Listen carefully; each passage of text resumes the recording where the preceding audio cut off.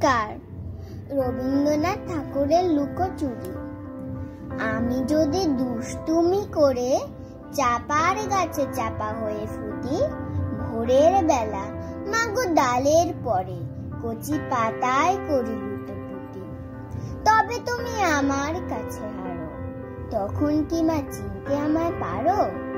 তুমি ডাকো খোকা কোথায় ওরে, আমি শুধু হাসি চুপটি করে।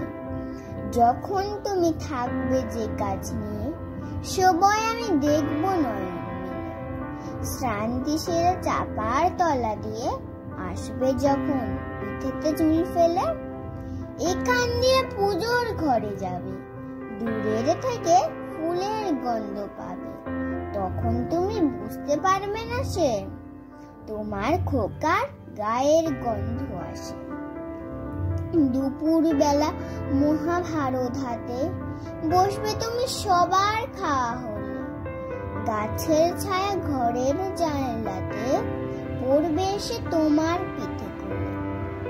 আমি আমার ছোট্ট ছায়া দোলাবো তোর বইয়ের পরে আনে, তখন তুমি বুঝতে পারবে না সে তোমার চোখে খোকার ছায়া ভাসে।